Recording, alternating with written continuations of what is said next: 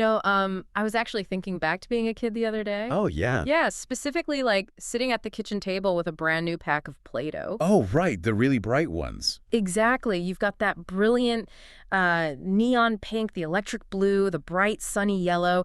And in your childish, optimistic brain, you just think, hey, if I smash all of these together, I'm going to get the most spectacular rainbow supercolor ever created. Which is a totally logical thought for a kid, honestly. Right, so you start mashing them up, the colors swirl for a second, and then you get mud, just a sad, lumpy, grayish brown. It is such a harsh introduction to the physical world. You expect a symphony, and physics just hands you a dial tone. It really does. And you just Yeah. sit there wondering what went wrong. Well, that little heartbreak is actually our entry point today. Welcome to a deep dive into color theory. Yes, and there is so much to cover here. There really is. We are pulling from a massive, comprehensive Wikipedia article on the subject, and our mission today is to completely deconstruct everything you think you know about color. Which is going to be a lot of fun. Oh, absolutely. From why that classic color wheel we all had to memorize in elementary school is, well, technically flawed, to how your brain, the lighting in your room, and even your cultural background are literally altering the colors you see right in front of you.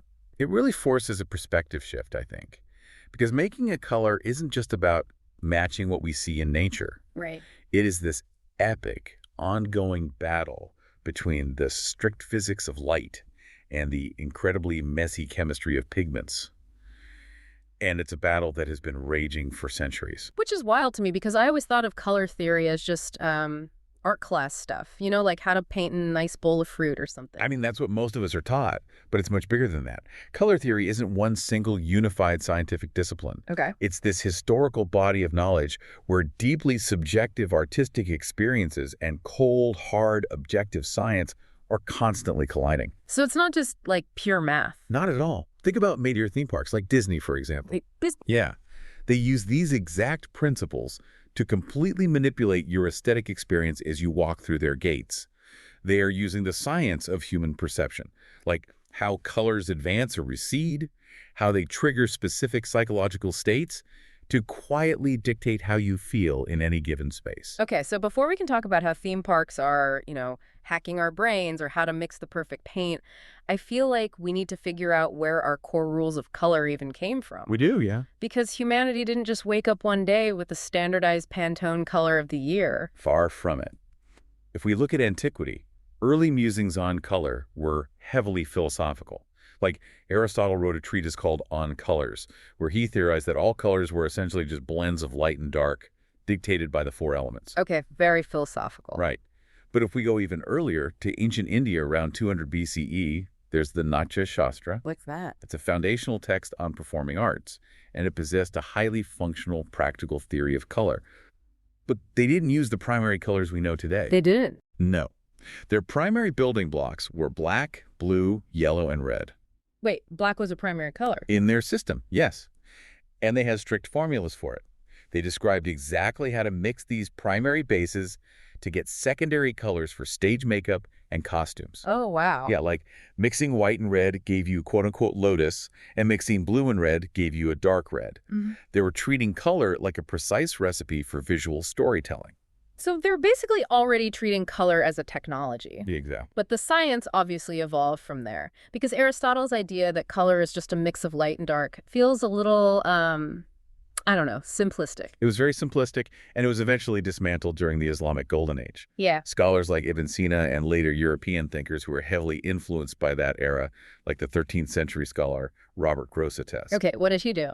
Well, he realized that Aristotle's linear scale from black to white was fundamentally flawed.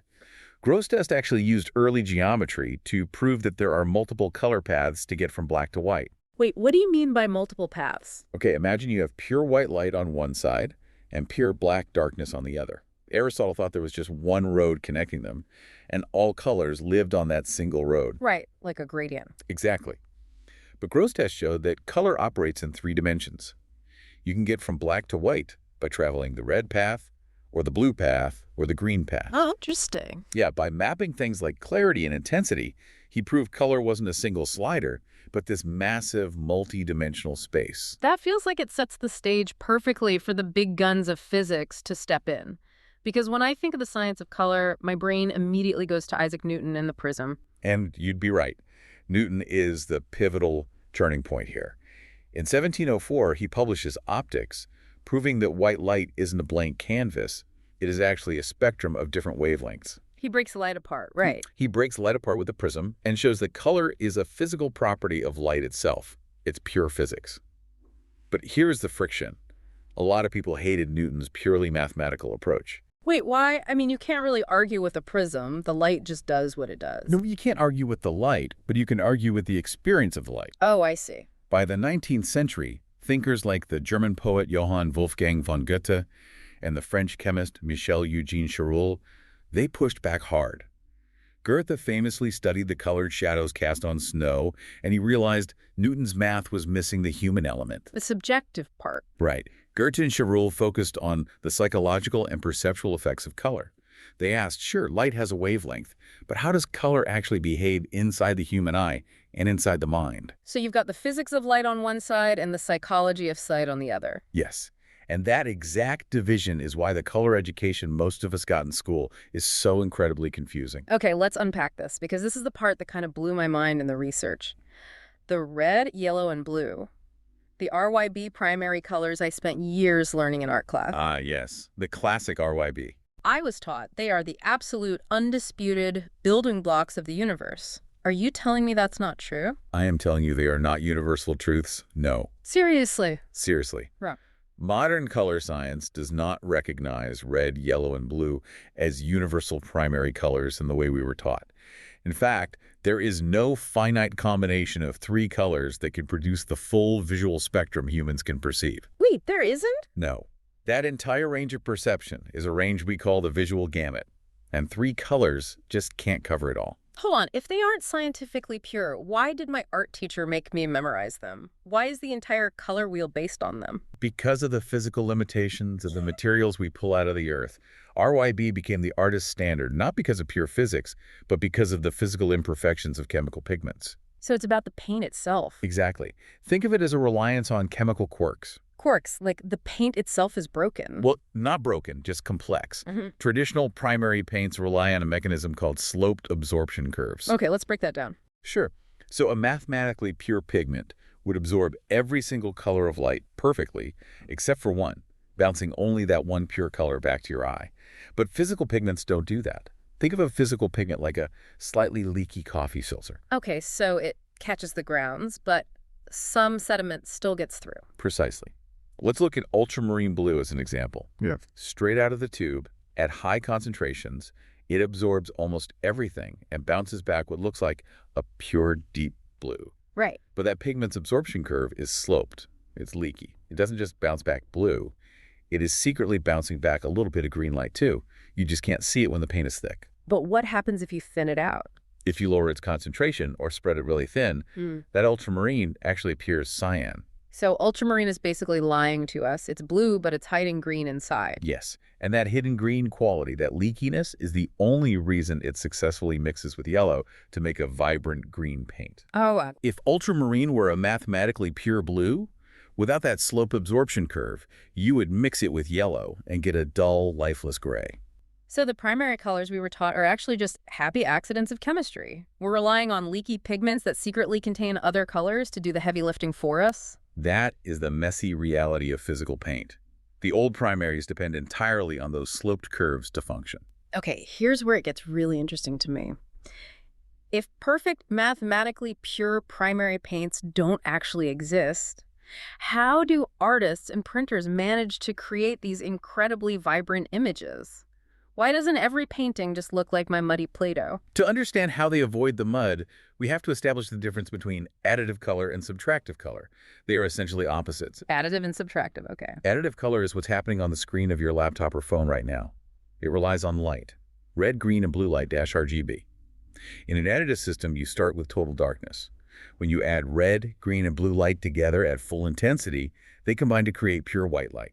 Right, because you're literally adding light to the darkness. But a canvas doesn't emit light. Exactly. Painting and printing use subtractive color. You start with a white piece of paper, which is already reflecting all light back at you. Okay. When you put a pigment on that paper, The pigment is absorbing or subtracting certain wavelengths of light and reflecting whatever is left. Hmm. So every time you add a new color to your canvas, you are subtracting more and more light. So painting is essentially turning the room lights down a little bit with every brushstroke, Yes. which means artists aren't using pure math. They're essentially hacking the chemical flaws of their paints to trick our eyes. That's the only way to do it, because physical red, yellow, and blue paints have inherent biases. Like a tube of red paint isn't purely red. Chemically, it leans either a little bit toward blue or a little bit toward yellow. I want to challenge this actually because I literally mixed red and blue paint to make purple with my niece yesterday. Oh, did you? Yeah. So how can you tell me they aren't pure primary colors if I'm physically using them as my base? Well, let me ask you this. When you mixed that red and blue yesterday, did you get a vibrant, glowing, royal purple? Or did you get something that looked more like a bruised eggplant? Yeah, definitely the eggplant. It was pretty dark. And here is why. You likely used a red that leans slightly yellow and a blue that leans slightly red. Oh, no. By mixing them, you accidentally threw all three primary biases, red, blue, and yellow, into the mix. In subtractive mixing, when you combine all three, you subtract too much light. The result loses its chroma, which is the purity or vividness of the color, and it drops in value, meaning it gets physically darker. We get the mud. You get the mud. So to fix this, painters developed the split primary palette hack. What's that? Instead of just 3 primaries, they keep 6 on their palette, a warm and a cool version of each. If an artist wants a truly vibrant, high chroma green, they won't just mix any blue and any yellow. They will specifically choose a green-biased blue and a green-biased yellow. So they're removing the red entirely. Exactly. By aligning those biases, they eliminate any trace of red, preventing the muddying effect entirely. They are completely stacking the deck in favor of green. They have to. It's a practical application of geometric rule. Newton actually figured out colors that are closer together on the hue circle produce more vibrant mixtures. But what really shocks people is that in the strict science of subtractive mixing, red and blue are actually secondary colors. Wait, in paint, red and blue are secondary? Yes. True subtractive primaries are cyan, magenta, and yellow, CMYK. Like printer ink. Exactly like printer ink. Magenta and cyan mix to create blues. Yellow and magenta mix to create red. Our traditional reliance on red and blue as starting points is exactly why you and your niece ended up with the eggplant instead of royal purple. That makes so much sense now. Right. Industrial printing systems had to abandon RYB entirely. To make mass-printed magazines economically feasible, they developed inks that perfectly absorbed only one specific wavelength of light. So cyan absorbs only red, magenta absorbs only green, yellow absorbs only blue-violet. That is how they maximize the range of printable colors. Okay, so I've hacked my pigments. I've used cyan and magenta to get these incredibly vibrant colors on my canvas. I'm feeling like a master painter. As you should. But once you have those colors mixed and you place them next to each other on a wall or a website, the rules change all over again. Because color isn't a static object. It is a highly contextual illusion. This is where human perception takes the wheel, and it goes back to Chevreul, the French chemist we mentioned earlier. Right. In 1839, he was hired by a famous Parisian tapestry works. Why tapestry works? Because the weavers were complaining that the black yarn looked dull and brownish. They thought the dye was bad. But Chevreul investigated and realized the black dye was chemically fine. The problem was optical. So he introduced the law of simultaneous contrast. Which means what exactly for the tapestry? He discovered that when two colors are viewed spatially, meaning right next to each other, they literally alter each other's appearance in the viewer's eye. Specifically, they shift as if they've been mixed with their neighbor's complementary color. Let's ground this a bit. What does that actually look like to you and me in a normal room or like at the store? Have you ever noticed how they sell tomatoes at the grocery store in those little green mesh bags? Oh, yeah. I always just assumed it was cheap packaging. It is a highly calculated optical illusion. Green is the complementary color to red. When your eye sees the red tomato through the green mesh, your brain naturally projects the complement of green, which is red, onto the object behind it to boost the edge contrast. Wait, really? Yes. The green mesh literally forces your brain to perceive the tomato as a deeper, more vibrant red than it actually is. That is insane. So if I paint my living room yellow, the color of my blue couch is literally changing the frequency of the yellow my brain perceives. Well, the physical light hitting your eye hasn't changed at all. The yellow paint is bouncing the exact same wavelength, but your brain processes it entirely differently because of the blue couch nearby. Color is just a neighborhood dispute over who gets to be seen. That is wild. And it happens temporally, too, to something called successive contrast. Successive contrast. Yeah. If you stare at a bright red block for a solid minute and then look away at a blank white wall, you won't see white. You will see a glowing greenish afterimage. Why does that happen? I've definitely experienced that. Your eye has specific cone receptors for different wavelengths. Mm. By staring at the red block, your red-sensitive cones get exhausted. They physically fatigue. Oh, they just get tired. Literally tired. So when you look at the white wall, which is reflecting all colors of light, your red receptors are too tired to fire, but your green and blue receptors are completely fresh.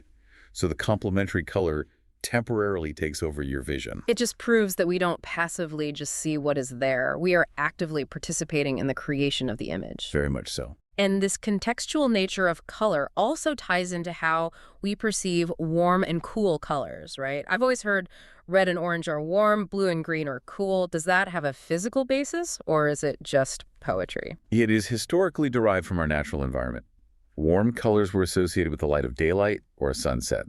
Cool colors were associated with the diffused light of gray, overcast days.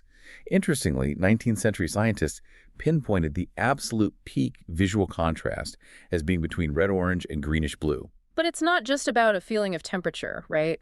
Painters use this to mess with our sense of physical space, don't they? Constantly. Warm colors, which often naturally have a higher chroma and a lighter value, create a biological illusion of depth. They seem to advance toward the viewer. They pop out of the canvas. Oh, I see. Because of this, they are perceived as visually active and psychologically arousing.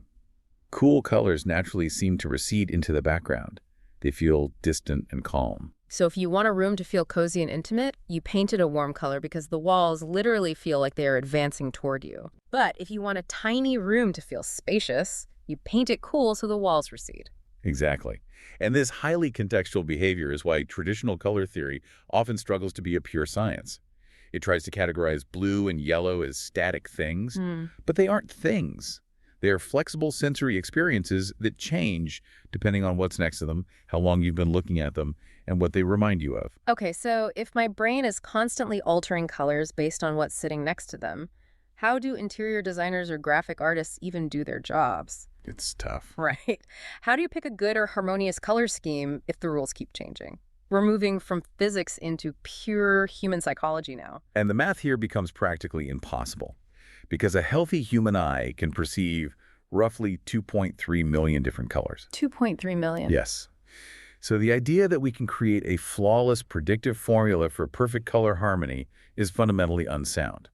But that hasn't stopped the industry from trying, of course. That's why. Today, the 21st century equation for color harmony isn't just about the colors themselves. It's a complex function where you take the color data and multiply it by a massive list of human variables. Like what? You have to factor in individual differences like the viewer's age, gender, personality, and current mood.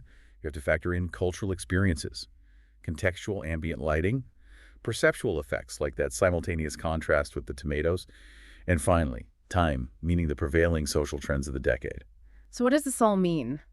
If we can see 2.3 million colors, and our reaction to them is based on our age, our mood, what time of day it is, and whether we're standing next to a blue couch, is the concept of a universal color scheme, basically astrology for designers. I think graphic designers might get mad at you for saying that, but scientifically, sort of. Really? Yeah, I mean, there are basic color wheel schemes that have been established for a long time: monochromatic, analogous, triadic. These are combinations that sit at specific geometric angles to each other on the color wheel.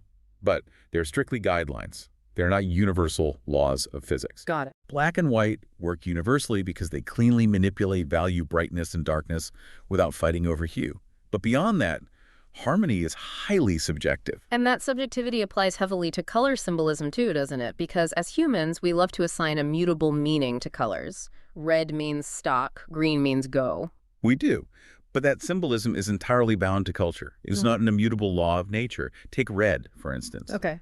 Depending entirely on where and when you live, red can symbolize romance, or good luck, or extreme danger, or mourning. There is no inherent danger wavelength in red light. We have just learned to associate it with things like fire or blood over millennia of evolution and cultural reinforcement. So if someone tries to sell me like an expensive red light therapy lamp, telling me it's going to definitively cure my anxiety or boost my mood just because the light is red, you should probably hold on to your money. While combinations of colors in an environment can definitely evoke feelings based on learned associations, any claim that a specific color universally cures an ailment, which is an alternative medicine concept called chromotherapy, well, it lacks absolute scientific backing. Hmm. It really is all about context and personal association. It is so wild to think about. Whether you are trying to choose a shirt that won't look washed out on your morning Zoom call, or you're standing in the hardware store agonizing over a paint swatch for your kitchen, or just looking at the incredibly saturated, bright apps on your phone, you are constantly interacting with thousands of years of physics, chemistry, and cultural conditioning. Every single day. Every time you open your eyes, you're experiencing a live collision of Isaac Newton's math, Kosaru's psychology, and the chemical quirks of sloped absorption curves. It's honestly a miracle we can agree on what color a stop sign is. Serious? But it leaves us with something quite profound to chew on, I think. We've established that the colors we see are entirely manufactured by the 3 specific cone receptors in our individual human eyes. We are essentially trapped in our own biological hardware. Right. So imagine the reality of the mantis shrimp. The mantis shrimp. Yes. While humans have 3 types of color receptive cones, the mantis shrimp has up to 16. 16. Which means they are seeing a spectrum of colors, combinations, and ultraviolet contrasts that human language doesn't even have names for. That is, I can't even picture that. You can't. So next time you look around your beautifully painted, perfectly harmonized living room, just ask yourself, what spectacular, unimaginable colors are bouncing right in front of your face, completely invisible to you, simply because you don't have the hardware to see them?